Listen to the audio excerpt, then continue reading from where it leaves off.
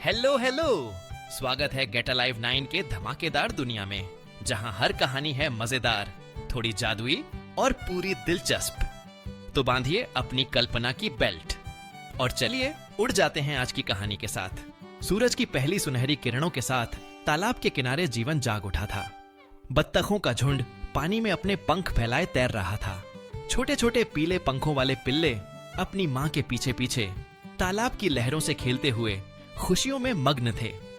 इन्हीं में एक था छोटा सा बदक का पिल्ला, जिसका नाम था गुड्डू। गुड्डू अपनी जिज्ञासा के चलते कभी आगे कभी पीछे कभी दाएं कभी बाएं तैरता रहता था। उसकी छोटी छोटी आंखों में दुनिया को देखने की उत्सुकता थी और दिल में अनगिनत सवाल। एक दिन खेल खेल में गुड्डू तालाब के कोने से बहुत दूर निकल गया। उसे पता ही नहीं चला कि बाकी बत्तखें कब अपने झुंड के पास लौट गईं। जब उसने चारों ओर देखा तो न माँ थी, न भाई बहन, न ही कोई परिचित आवाज। तालाब का पानी अब उसे डरावना लगने लगा था और उसके भीतर अकेलेपन का एहसास गहराने लगा। गुड्डू ने अपनी माँ को पुकारा, लेकिन जवाब में केवल हवा की सनसनाहट और पानी की हल्की लहरें थीं। डर के मारे गुड्डू एक किनारे बैठ गया। घने पेड़ों की छांव में उसकी हल्की सी सिसकियां गूंज रही थीं। तभी आसमान में एक साया मंडराने लगा। एक विशाल बाज, जिसकी तीखी नजरें भूखे शिकारी की तरह गुड्डू पर जमी हुई थीं। बाज धीरे धीरे नीचे उतरने लगा। उसकी लंबी चोंच और नुकीले पंजे किसी भी क्षण गुड्डू की ओर बढ़ सकते थे। गुड्डू कांप उठा।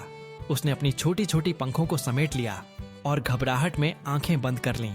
लेकिन तभी जमीन पर तेज टापों की आवाज गूंजी।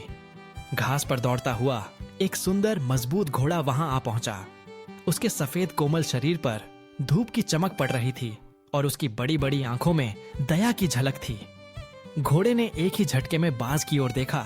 अपनी ऊंचाई और शक्ति का प्रदर्शन करते हुए जोर से हिनहिनाया। बाज घबराकर उड़ गया और आसमान में विलीन हो गया।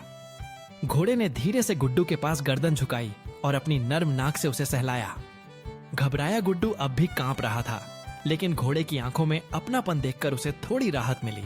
घोड़ा बोला, डरो मत छोटे दोस्त, मैं तुम्हारे साथ हूं, तुम अकेले नहीं हो। गुड्डू की आंखों में आंसू थे, लेकिन घोड़े की बातों में उसे सुकून मिला। घोड़े ने अपनी पीठ पर बैठने का इशारा किया। गुड्डू ने हिचकिचाते हुए उस पर चढ़ना चाहा। घोड़े ने उसे आराम से अपनी पीठ पर बैठा लिया।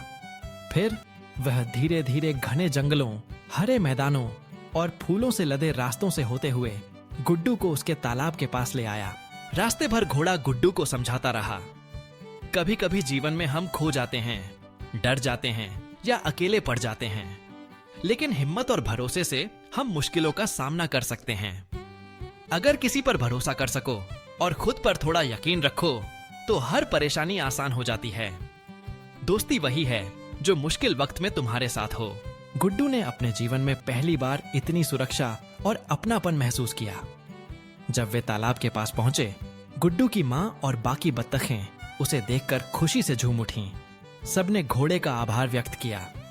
गुड्डू के मन में अब डर की जगह भरोसा था और उसने सीखा कि अकेलेपन में भी उम्मीद की किरण हो सकती है।